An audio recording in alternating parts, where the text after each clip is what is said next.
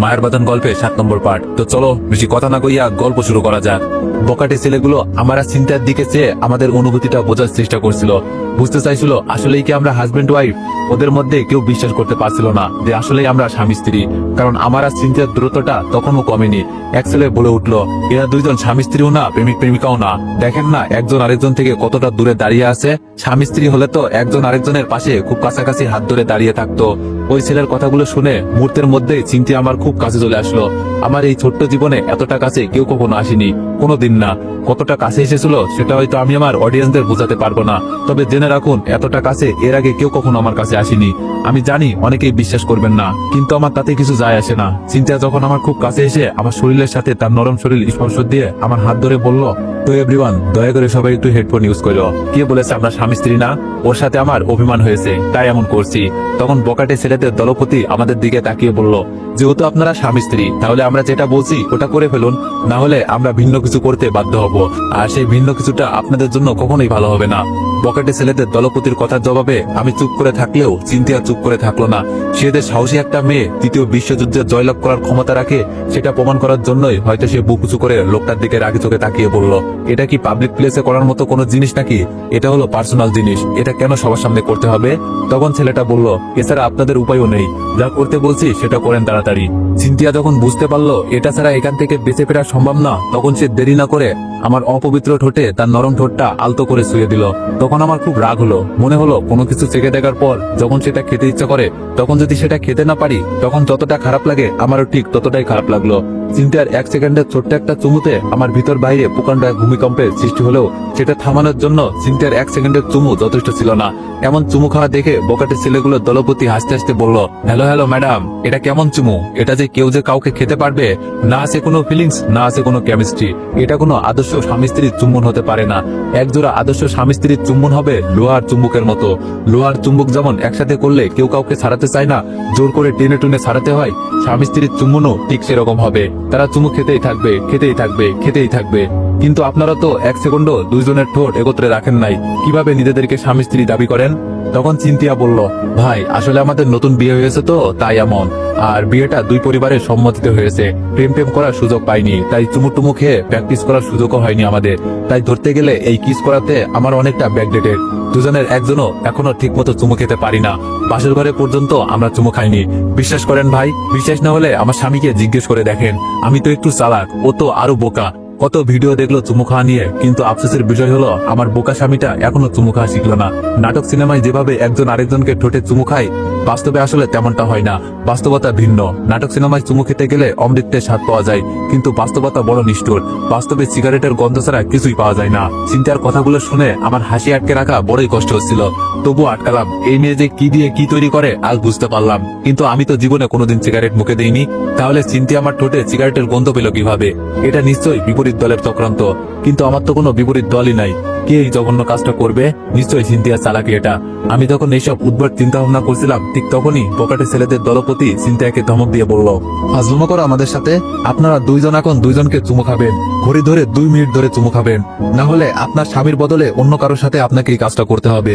পরিস্থিতি ভয়াবহ দেখে চিন্তা বুঝতে পারলো এখন যদি এটা আমরা না করি তাহলে হয়তো সত্যি সত্যি আমার বদলে অন্য কাউকে চুমু খেতে হবে। আমি চিন্তিয়ার দিকেই তাকিয়েছিলাম। আমার চোখের পলক ফেলতেই চিন্তিয়া আমার কাছে এসে আমার ঠোঁটে তার নরম ঠোঁট ডুবিয়ে দেয়। আমার তখন মনে হলো আমি কোনো অমৃতের স্বাদ নিচ্ছি, এর থেকে মিষ্টি হয়তো জগতে আর কোনো কিছুই নেই, থাকতে পারে না। চিন্তিয়ার চুমুতে আমি আর নিজেকে কন্ট্রোল করে রাখতে পারলাম না। আমিও সব লজ্জা অপমান ভয় সংকোচ পেছনে ফেলে চিন্তিয়াকে শক্ত করে ধরে 2 হাত দিয়ে নিজের কাছে টেনে নিয়ে আসি। আমিও তার ঠোঁটের ছোঁয়ায় হারিয়ে যাই এক স্বর্গের রাজ্যে। পুরো 2 মিনিট পর আমাদের চুম্বনের পর্ব শেষ হয়। আমার পারফর্মটা ভালো না হলেও চিন্তার পারফর্মটা বকাটে ছেলেদের টাক লাগিয়ে দিয়েছে। কেউ কেউ মাটিতে পড়ে সেন্সলেস হয়ে গিয়েছে, কেউ কেউ বেঁচে থেকেও মরে গিয়েছে। তারা মেনেই নিয়েছে এই মেয়ে কোনো সাধারণ মেয়ে না। আমি ভেবেছিলাম পরিচিত কাউকে ফোন করব, কিন্তু যখন দেখলাম চিন্তিয়াকে কাছে পাওয়ার একটা সুযোগ আছে তাই সেটা হাতছাড়া করতে চাইনি। পরে ওই ছেলেগুলো কাউকে ফোন করা ছাড়াই আমাদেরকে ছেড়ে দেয়। আমি আর চিন্তিয়া ঘরের মধ্যে বাসায় চলে আসলাম। 2 দিন হয়ে যায় আমি গোসল করি না, আমার ঠোঁট ভিজাই না, ঠিক মতো পানিও খাই না, কারণ চিন্তিয়ার চুম্বনের ছোঁয়াটা আমি এত তাড়াতাড়ি ভুলতে চাই না। সেই যে ওই দিন বাসায় আসার পর কাঁথা গায়ে দিয়ে বিছানায় শুয়েছি আর ওঠার নাম নেই। যতবার অনুভব করছি ততবারই চিন্তিয়ার ওই মারাত্মক চুম্বন করার দৃশ্যটা আমার চোখের সামনে ভেসে ওঠে। বাসায় আসার পর যখন চিন্তিয়াকে জিজ্ঞেস করছিলাম আপনি এত সুন্দর করে চুমু খেতে পারেন জানতাম না। জানলে হয়তো নিজের জীবনের বিনিময়ে হলেও আপনার কাছে থেকে একটা চুমু খেতাম। আমার এমন মজা করাটা সিনথিয়া মেনে নিতে পারলো না। রাগে কাঁপতে কাঁপতে বলল, আপনি এমন কেন? আপনি ওই ছেলেদেরকে কিছু বললেন না কেন? নিজের পরিচিত কাউকে ফোন করলেই তো পারতেন, তাহলে তো আমাদের এই অবস্থায় পড়তে হতো না। আমি তখন সিনথিয়ার দিকে তাকিয়ে খুশি মনে বললাম, দেখুন, আল্লাহ যা করে ভালোর জন্যই করে। ভাগ্য ভালো ছিল আমাদের শুধু চুমু খেতে বলেছে। অনেক সময় এমন অবস্থায় দেখা যায় যে দুইজনকে ফিজিক্যাল রিলেশনও করতে বলে, সেক্ষেত্রে আমরা অনেক বড় বাঁচা বেঁচে গেছি। আর ওরা ছিল 10 জন আর আমি একা। 2 জন না হলে হয় একটা রিস্ক নিতাম। আপনি বলুন, এতগুলো মানুষের সাথে একা আর কি করতে পারতাম? আমি কিছুই করতে পারতাম না। তাই নীরব দর্শক হয়ে সবকিছু দেখেছি। তখন সিনথিয়া একা একা কি যেন বলতে বলতে আমার সামনে থেকে চলে গেল। সিনথিয়া বসে বসে কাঁদছিল নাকি হাঁটছিল বুঝতে পারছিলাম না। কাছে গিয়ে দেখলাম আসলে সে কাঁদছে, তবে তার কান্নাটা আমার কাছে রিয়াল মনে হলো না, কেমন যেন নেকা কান্না মনে হলো। জোর করে কান্না করছে সে, চোখ দিয়ে পানিও পড়ছে না। আমি তার মিথ্যা কান্নাকে সান্ত্বনা দেওয়ার জন্য বললাম, কি হয়েছে আপনার, কাঁদছেন কেন? তখন সিনথিয়া তার নেকা কান্না করতে করতে বলল, আমি হাসানকে কথা দিয়েছিলাম আমি তাকে আমার বিশুদ্ধ আমিটাকে উপহার দিব। আমার ঠোঁট শুধু তার ঠোঁটকে স্পর্শ করবে, কিন্তু আমি তার কথা রাখতে পারিনি। আমি তখন মনে মনে বললাম, বাল, তোমার থেকে হাসান আরো অনেক বেশি বিশুদ্ধ। তোমরা সবাই বিশুদ্ধ, খালি আমরাই অশুদ্ধ। আমি সিনথিয়ার কাছে গিয়ে বললাম, আমার কাছে একটা বুদ্ধি আছে, এটা করলে আপনি আগের মতো বিশুদ্ধ হয়ে যাবেন।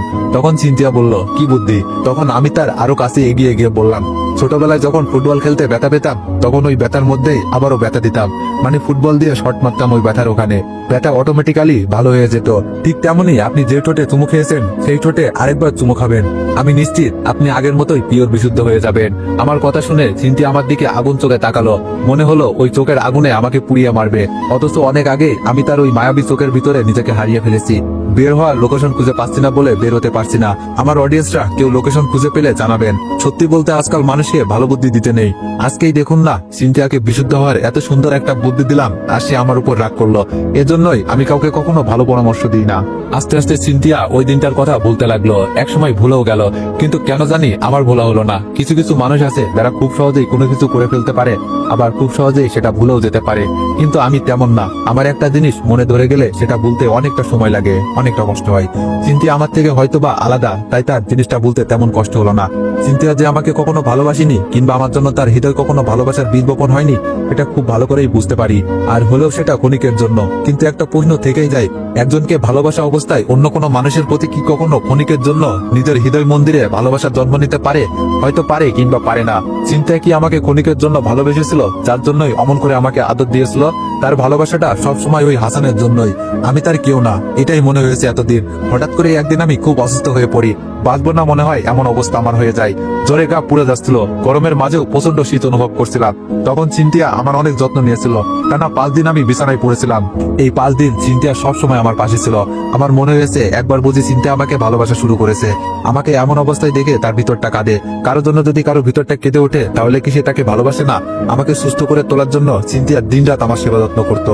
এই কারণেই আমি অনেকবার সিনথিয়ার অনেকটা কাছে যাওয়ার সুযোগ পেয়েছি। আমার অবস্থা এমন হয়েছিল যে নিজ হাতে পানি খাওয়ার মতো শক্তিটুকু ছিল না। একসময় মনে হয়েছে আমি আর বাঁচবো না, কিন্তু সিনথিয়া আমাকে মরতে দেয়নি। সামান্য জ্বরেও যে মানুষ মৃত্যুর মুখে ঢেলে দিতে পারে সেটা তো আমার বিশ্বাস ছিল না কোনোদিন, কিন্তু এখন বিশ্বাস না করে উপায় নেই, কারণ আমি এই জ্বরের কারণেই মরতে বসেছিলাম। একবার ভাবলাম বাসায় জানাই আমি খুব অসুস্থ। আবার মনে হলো বাবা মা আমার এমন অবস্থার কথা জানতে পারলে আমার কাছে চলে আসবে, তখন তো তারা সিনথিয়াকে ডেকে ফেলবে, ভাববে আমি তাদেরকে না জানিয়ে বিয়ে করে ফেলেছি।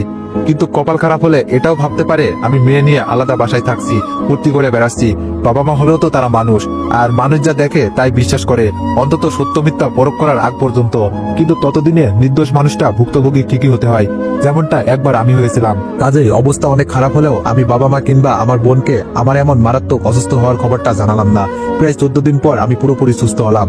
আমার অসুস্থতা যে সিনথিয়া আমাকে আগের থেকে অনেকটা ক্লোজ হতে সাহায্য করেছে সেটা আমি খুব ভালো করে বুঝতে পারছি। একদিন রাতে দেখলাম সিনথিয়া কার সাথে যেন ফোনে কথা বলছে। আমি খুব স্পষ্ট করে শুনতে পেলাম কাকে যেন বলছে। আমি আসলে হাসানকে ভালোবাসি নাকি ওকে ভালোবাসি অনেকটা কনফিউজড। ওর সাথে আমার সময় কাটাতে অনেক ভালো লাগে। ওর সাথে থাকলে আমার মনে হয় না আমি খারাপ থাকি। আমি হাসানের সাথে কোথাও একা যেতে সাহস পাই না, ইচ্ছা হয় না, কিন্তু ওর সাথে ঠিকই আমি যে কোনো জায়গায় যাওয়ার সাহস পাই। ও যখন আমার পাশে থাকে তখন আমি হাসানকে খুব একটা মনে করতে পারি না, কিন্তু হাসানের সাথে থাকলে ঠিকই ওকে আমার মনে পড়ে। ও যেদিন আমাকে আর হাসানকে রেখে চলে আসলো সেদিন সারাদিন আমি হাসানের সাথে থেকেও ওকে খুব মিস করেছি। মনে হয়েছে ও আমার সাথে থাকলে কতই না ভালো লাগতো। অথচ হাসান আমাকে সেদিন কত সুন্দর সুন্দর জায়গায় ঘুরিয়ে দেখালো, আমার মন ভরলো না। এত কিছুর পরেও মনে হয় আমি যদি হাসানকে ভালো না বাসি তাহলে আমি প্রতারক হব, বেঈমান হব। একজনকে ভালোবাসা অবস্থায় অন্য কাউকে ভালোবাসার মতো অপরাধ করেছি আমি। আমার ওর সাথে থাকতে ভালো লাগে, ওকে আমি ভালোবাসি কিনা সেটা বুঝতে পারি না। এমন কেন হয় আমার সাথে, আমি কেন বুঝতে পারি না? আচ্ছা, এমন কি কারোর সাথে হয় একজনকে ভালোবাসার অবস্থায় অন্য কারোর প্রতি ভালো লাগা ভালোবাসার সৃষ্টি হয়? এটা তো অন্যায়। আমি কি সেই অন্যায়টাই করছি না? হাসানকে আমি কথা দিয়েছি সবসময় ওর পাশে থাকবো, আমি কখনো ছেড়ে যাব না। আর এখন আমার অন্য একটা মানুষের সাথে থাকতে ভালো লাগে। আমি আমার ভালোবাসার মানুষের বিশ্বাসটা ধরে রাখতে চাই। হাসান আমাকে অনেক বিশ্বাস করে বলেই একটা ছেলের সাথে এক ছাদের নিচে এক বাসায় আমাকে থাকতে দিয়েছে। আর আমি কিনা তার বিশ্বাসটাই ভাঙতে শুরু করেছি। আমি সিনথিয়ার মুখ থেকে নিজের সম্পর্কে এমন কথা শুনে খুব একটা অবাক হলাম না, কারণ এই কয়েকদিনে সিনথিয়াকে দেখে বিষয়টা আমি একটু হলেও বুঝতে পেরেছি সে আসলে দ্বিধাদ্বন্দ্বে ভুগছে। ওই দিন হাসান না আসার কারণে আমাদের দুইজনকে কি একটা অবস্থায় না পড়তে হয়েছিল। যদিও অবস্থানটা আমার জন্য খারাপ ছিল না, আমি মনে প্রাণেই চেয়েছিলাম এমন কিছু হোক। পরে যখন হাসান সিনথিয়াকে বলেছিল তার একটা কাজ ছিল, সে কারণে আটকে গিয়েছিল, তাই সে আসতে পারবে না, তখন সিনথিয়া বিষয়টা চেপে গিয়েছিল। সে হাসানকে একবারের জন্য জিজ্ঞেস করেনি কেন সে ফোন করে জানায়নি সে আসতে পারবে না। কিন্তু সিনথিয়া তেমন কিছুই হাসানকে বলেনি, খুব সাধারণভাবেই নিয়েছে সিনথিয়া বিষয়টাকে। অথচ সে হাসানের উপর অনেক রাগ করতে পারতো, অনেক অভিমান করতে পারতো, কিন্তু এসবের কোনো কিছু সে করেনি। এইসব কি প্রমাণ করে না সিনথিয়ার আমার প্রতি একটু হলো দুর্বল? আমি যদি একটু বেশি আশা করি তাহলে হয়তো সিনথিয়া আমাকে ভালোবাসে। ভালোবাসা মানুষের কাছ থেকে প্রত্যাশা একটু বেশিই থাকে। আর আমি যদি ভুল না ভাবি তাহলে এই কয়েকটা দিনের ব্যবধানে সিনথিয়া নামক সুন্দর মনের মেয়েটাকে আমি ভালোবেসে ফেলেছি। আমি সিনথিয়ার সব কথাই শুনলাম, কিন্তু উপর পাশের মানুষটা আসলে কে সেটা আজ করতে পারলাম না। অবনী নয় তো? এমন না তো গোপনে গোপনে আমার বিষয়টা সিনথিয়া অবনীর সাথে অনেক আগে শেয়ার করেছে?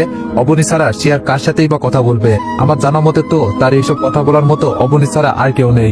আমার ধারণা ভুলও হতে পারে, অবনী ছাড়া অন্য কোনো বন্ধু কিংবা বান্ধবীর সাথেও কথা বলতে পারে সে, কারণ সুন্দরী মেয়েদের বন্ধু বান্ধবের অভাব হয় না।